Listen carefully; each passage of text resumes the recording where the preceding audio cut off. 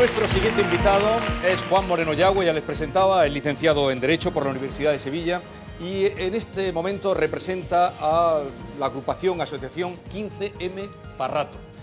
Y además es autor de la querella que se ha puesto contra Rodrigo Rato, lo que quiere decir que usted el otro día estuvo en la declaración de Rodrigo Rato, que a la puerta allí le afearon y le increparon. ¿Cómo se comportó? ¿Qué cara tenía Rato en la declaración? Bueno, lo hizo bastante bien, hay que reconocerlo, pero los abogados de la acusación, por supuesto, no estábamos nada satisfechos de que no nos respondiera a nosotros y de las respuestas que dio. Lo hizo bien, pero no le respondió. No respondió a las preguntas que había que haber respondido.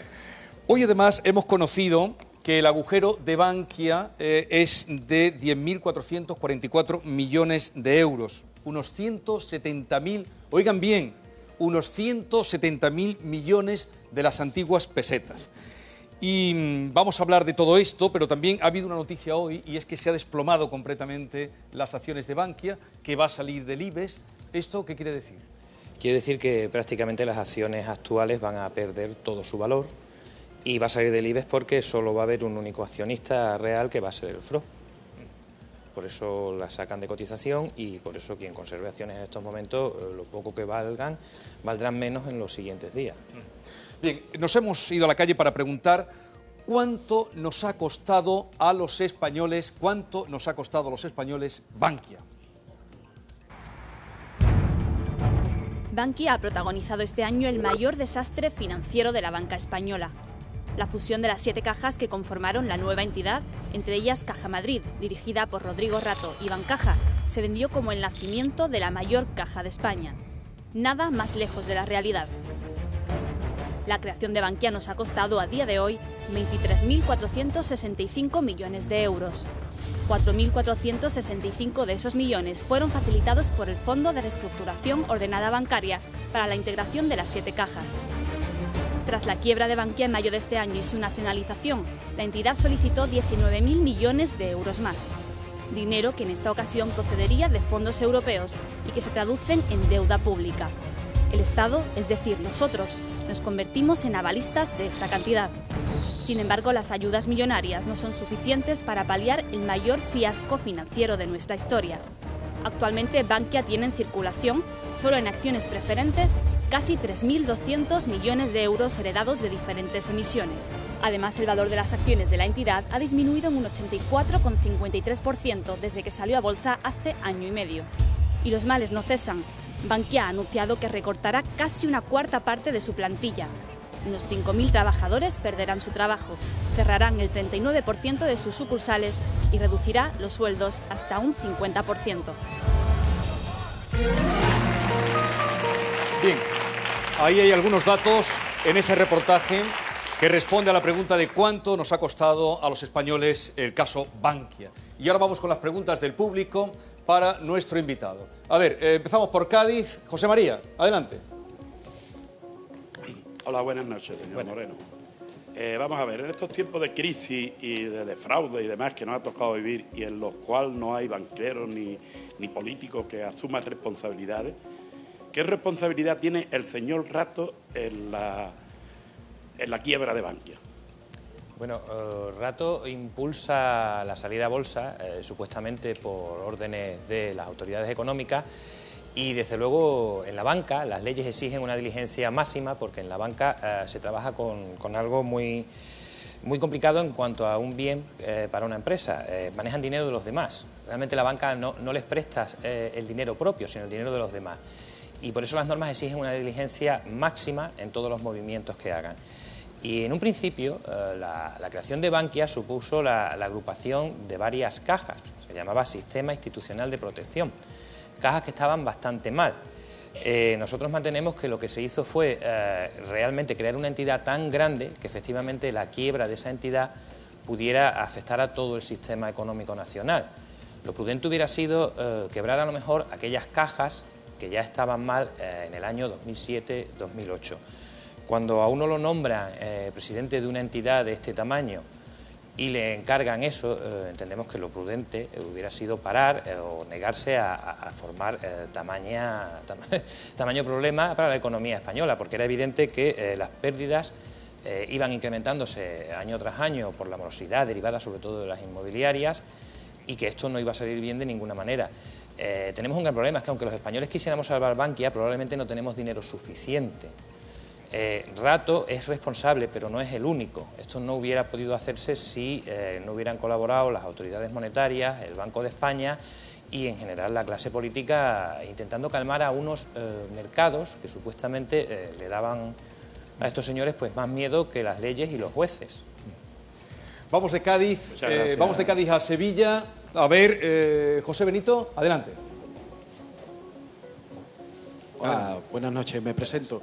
Me llamo José Benito González, soy empresario de alimentación en Gerena y estudio, cuando puedo, Derecho en la UNED. La pregunta viene en relación con las preferentes. Aun a sabiendas de que era una comercialización fraudulenta, ¿fueron fomentadas estas participaciones por los distintos gobiernos del PP y del PSOE para capitalizar a los bancos? Sí, por todos.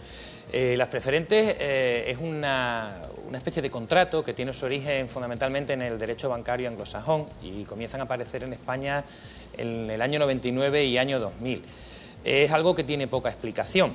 Verás, voy a ir a decirles de manera muy resumida y lo más sencilla que pueda en qué consisten los títulos valores. Uno o bien emite una letra y entonces reconoce una deuda al señor que se la emite y esa deuda, si no se paga, tiene una ejecución especial en los tribunales, o bien uno, como título valor, emite acciones y eso al que invierte en esas acciones le da derecho a obtener un beneficio si hay y a decidir ciertas cosas en la empresa.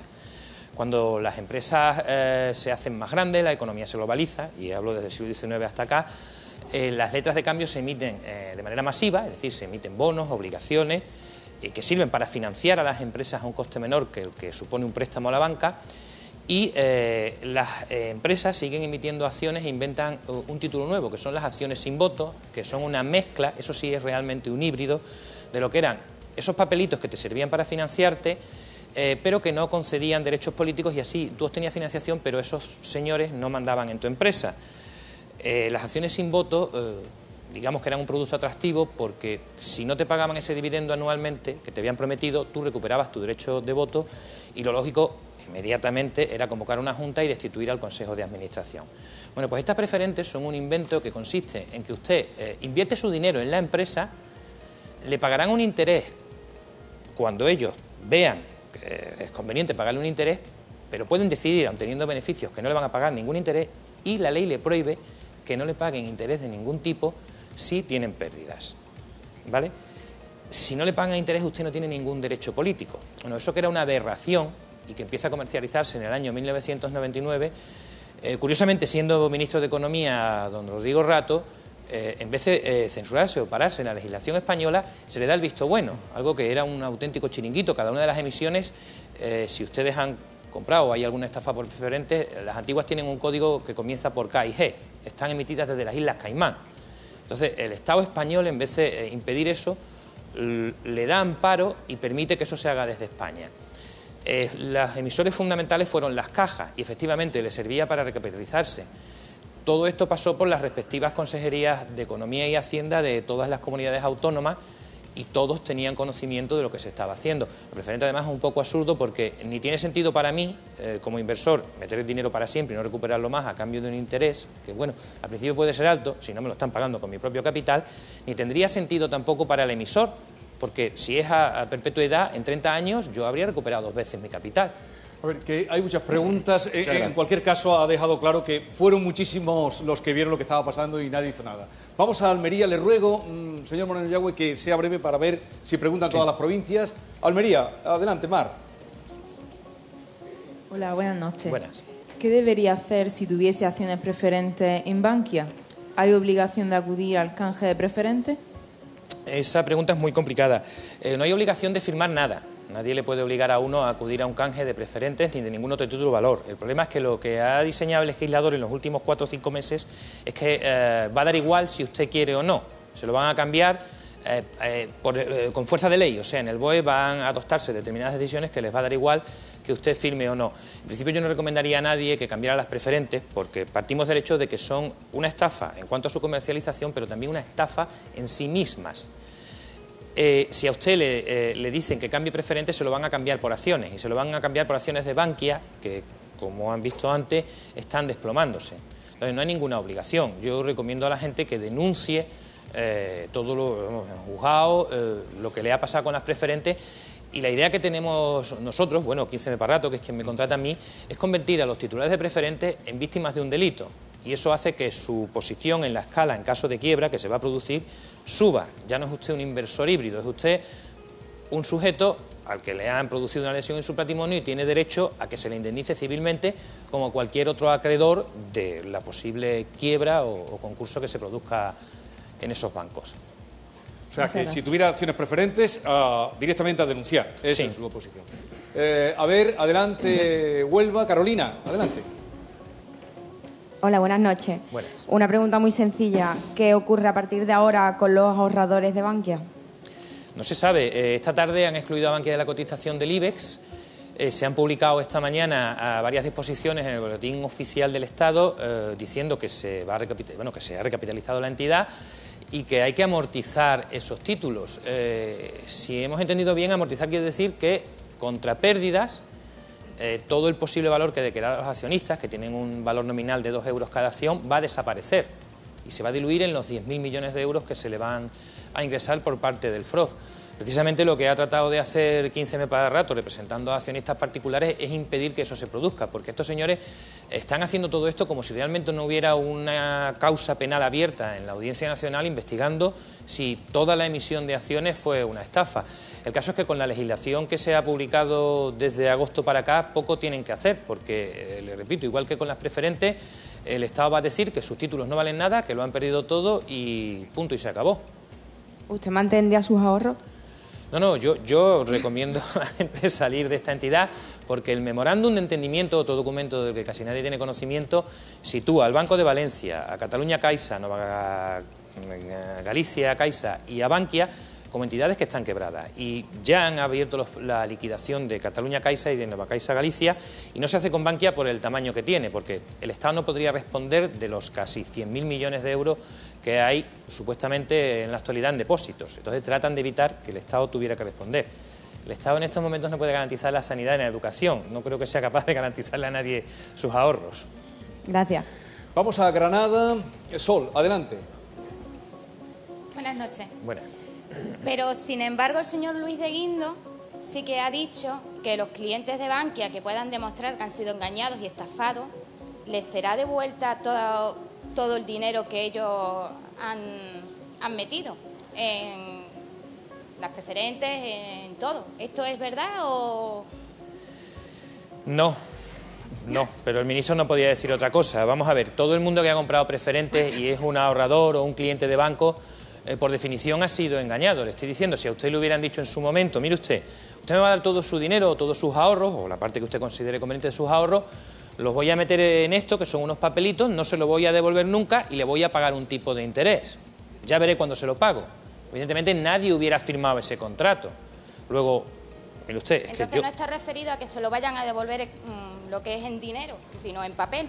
No, claro, lo que está proponiendo ahora Bankia es canjear preferentes por acciones. A nadie le van a devolver el dinero. Lo que ha dicho el ministro es que quien demuestre que ha sido estafado recuperará su dinero. Hombre, estaría bueno si un tribunal condena a un vendedor de sucursal o a la misma Bankia por haber estafado a un comprador, es que no tiene nada que decir el ministro. Eso es la ley que se aplica de igual manera para todos. Un banco no es más que una empresa y en el Código Penal no se trata de manera especial a los bancos. Simplemente el sujeto A que ha engañado a B y se prueba, debe indemnizar a B, pero no porque lo diga el gobierno, porque lo dice la ley. De acuerdo. ¿Entendida? Gracias. Bien, pues vamos a Córdoba. A ver, Juanma, te veo con ganas. Sí. Ven.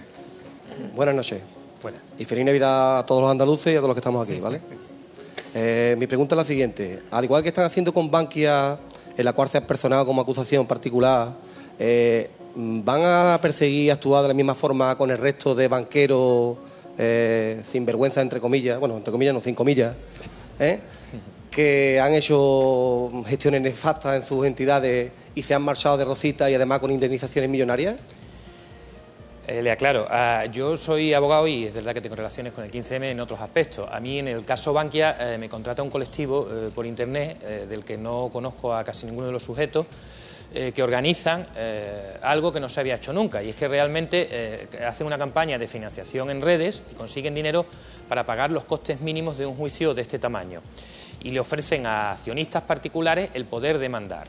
Ejercen realmente una acción popular, que es la acusación de cualquiera contra un delincuente, porque son varios y representan a mucha gente y representan intereses colectivos, pero a través de personas individualmente afectadas. Para proceder contra el resto de banqueros que efectivamente también han hecho auténticas salvajadas, se necesita una infraestructura. O sea, en este juicio estamos hablando de analizar pues casi 200.000 páginas por hora de documentación.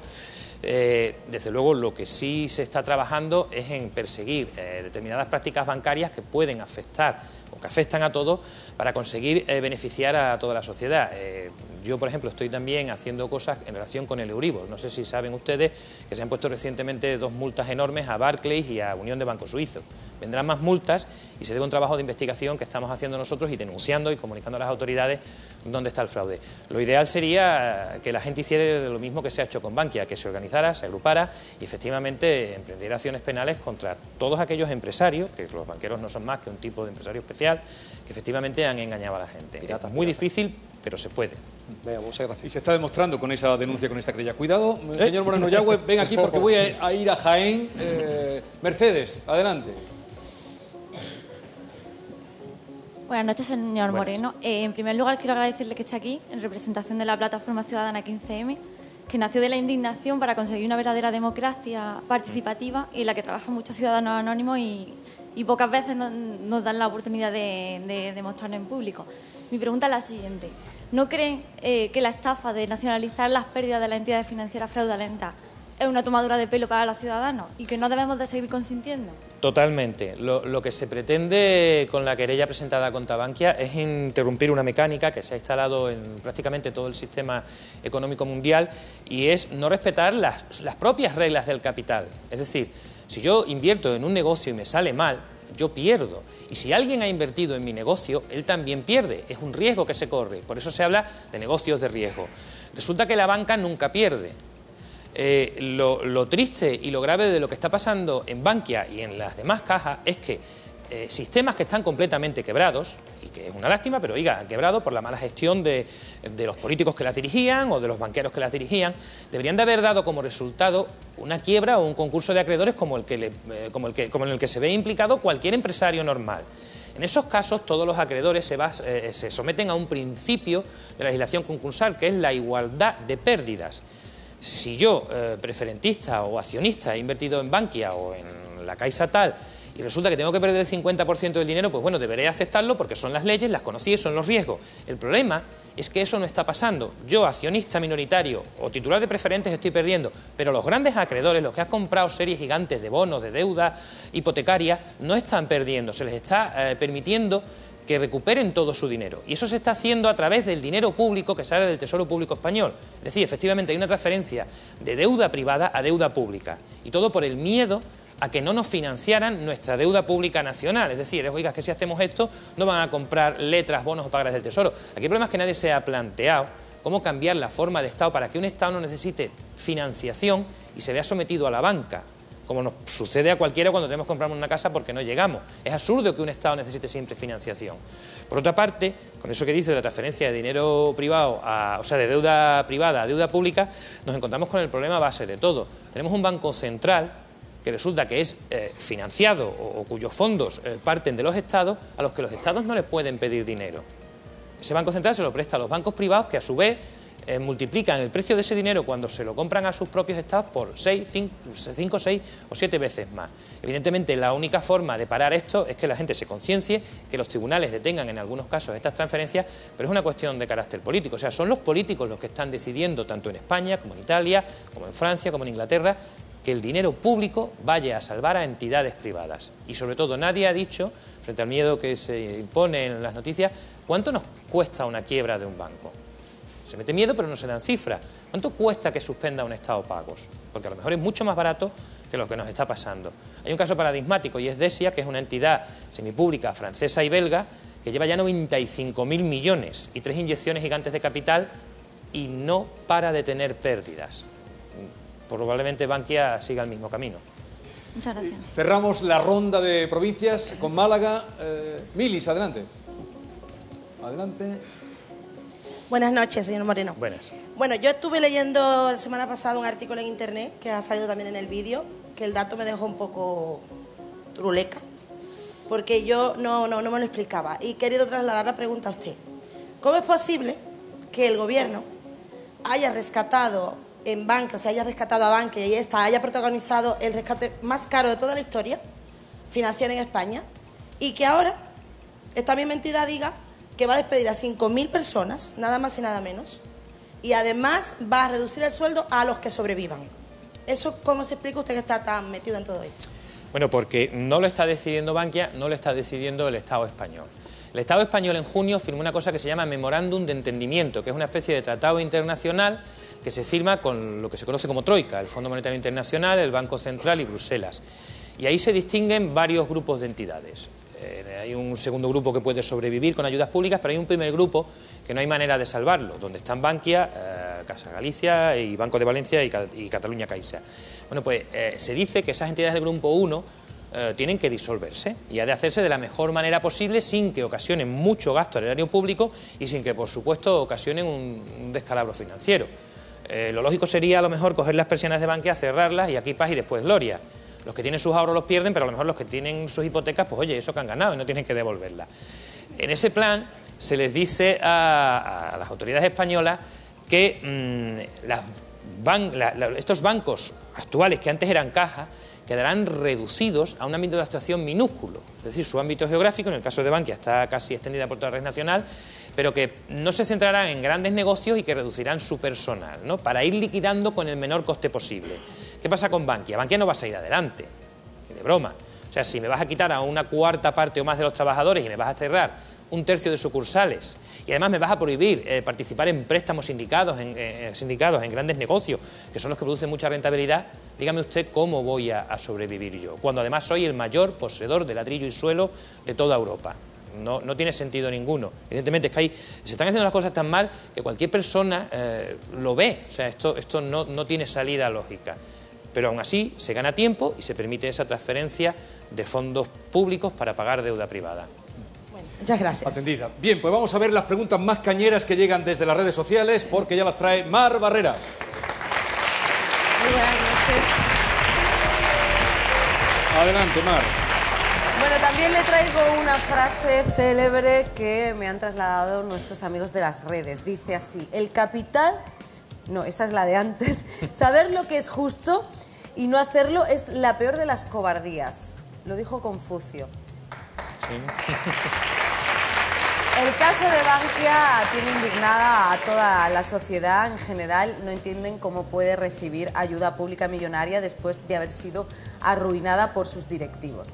Y le traigo 3 preguntas que hemos seleccionado de todas las que nos han llegado. Primera pregunta: ¿por qué ofrece ahora Bankia más comisión que otros bancos en productos financieros? Bueno, porque Bankia necesita capital de manera imperiosa. Cuando se inicia el año 2011, Bankia tiene vencimientos, es decir, deudas que ella tiene que pagar por valor de unos 19.000 millones de euros. Si ustedes se fijan, lo que se ha hecho con Bankia a lo largo de los últimos meses, cuando estalla el escándalo, es meterle el FROZ 5.000 millones en mayo, meterle otros 4.500 en septiembre y meterle ahora estos 10.000. En realidad, todo ese dinero va a pagar deuda de vencimientos de diversas emisiones de deudas hipotecarias, bonos, obligaciones y tal que tenía. El hecho de que se meta el dinero y no haya sentido para esto viene de que cuando un banco no atiende a sus obligaciones internacionales es inmediatamente expulsado del sistema. O sea, no hace falta quebrarlo. Existen unos sistemas de compensación internacionales donde si un banco no paga el día de vencimiento, al minuto siguiente ese banco está muerto. Directamente expulsado del sistema y no se financia más. ¿Qué hace un banco? Necesita liquidez, como sea, y por eso sube los tipos de interés de los productos que ofrece. Es una huida hacia adelante. Eso a ti te hace perder eficacia y rentabilidad, pero si no te queda más remedio, subes efectivamente los tipos para gastar dinero, como sea, para poder atender tus pagos. Segunda pregunta, ¿por qué se llevó a cabo la creación de Bankia cuando muchos expertos anunciaban que sería un fracaso? Eso es lo que estamos tratando de averiguar en el juicio, porque incluso parece que no estaban de acuerdo las partes en fusionarse ni en crear Bankia, porque hay que reconocer que, bueno, algunos sí sabían de banca y veían que, a pesar de las órdenes del Banco de España, era muy precipitado crear una entidad de este tamaño, fusionar a tantísima caja diferente y sobre todo hacerlo de una manera tan rápida. Es decir, si Bankia hubiera salido a bolsa en el 2015 saneada, a lo mejor esto hubiera funcionado bien, pero cualquiera que supiera un poco de finanzas no sé, veía que iba a ser un batacazo tremendo, que no iba a salir bien, pero estamos en lo que les he dicho antes, miedo a los mercados, más miedo que a las leyes y a los propios jueces. Y tercera y última pregunta, ¿con las ayudas a Bankia se ha iniciado la senda para que los contribuyentes recuperen inversiones? No, los contribuyentes no vamos a recuperar nada. Bankia está haciendo pagos a acreedores extranjeros mediante emisiones de bonos nuevos que se respaldan por el Tesoro Público. Para que esas inversiones garantizadas por el Tesoro Público se cobren, tienes que quebrar Bankia y en ese momento responde automáticamente el Tesoro Público. Una vez que eso pase, el Tesoro Público podrá resarcirse con el ladrillo o suelos o los bienes que tenga Bankia, que en estos momentos, pues, ya ha dicho el FROG, está en una valoración negativa de 10.000 millones. Probablemente no recuperemos nunca el dinero que se está metiendo en los bancos porque, como les he dicho, está dirigiéndose a pagar a los bancos y acreedores extranjeros. Me dice finalmente, ya veo. Pues mira, le estoy dando la bienvenida al 2013. Para muchas personas el 13 da mala suerte, para mí es un número de la suerte.